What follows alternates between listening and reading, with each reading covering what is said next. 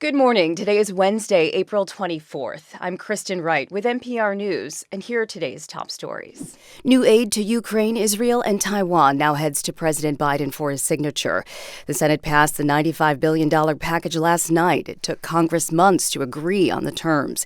Here's Senate Leader Chuck Schumer. Leader McConnell and I, who don't always agree, worked hand in hand, shoulder to shoulder to get this bill done.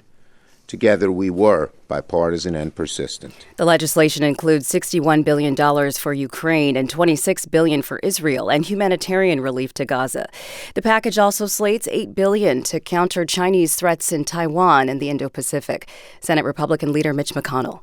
This is an extremely important day in the history of our country and of the free world.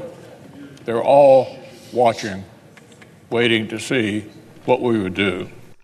The legislation is also tied to a nationwide TikTok ban if the app's China-based owners don't sell their stake within 1 year. Columbia University in New York is extending this morning's deadline for an encampment of student protesters to disperse. Pro-Palestinian demonstrations have erupted on the campus over the war in Gaza. A spokesperson says the university is making progress in talks with students and will continue these conversations for the next 2 days. House Speaker Mike Johnson is expected to visit Columbia today, as NPR's Giles Snyder reports. Speaker Johnson's office says he will meet with Jewish students at Columbia amid concerns about their safety on campus and then take questions during a press conference.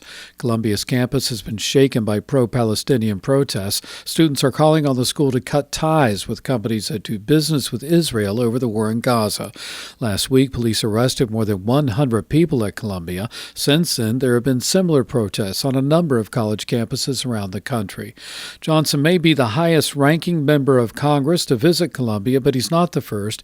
At least 2 congressional delegations were at the school on Monday, and New York House Republicans are calling on Columbia's president to step down. Giles Snyder, NPR News. Today, the U.S. Supreme Court will consider whether Idaho's abortion law conflicts with federal law. NPR's Selena Simmons-Duffin reports. 3 maternity wards in Idaho have shut down since the abortion law took effect.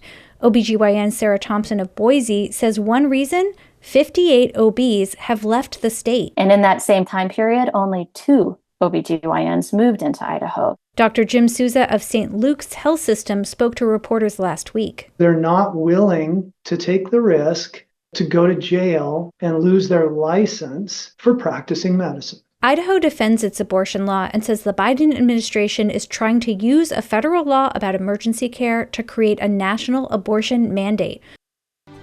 You're listening to NPR News.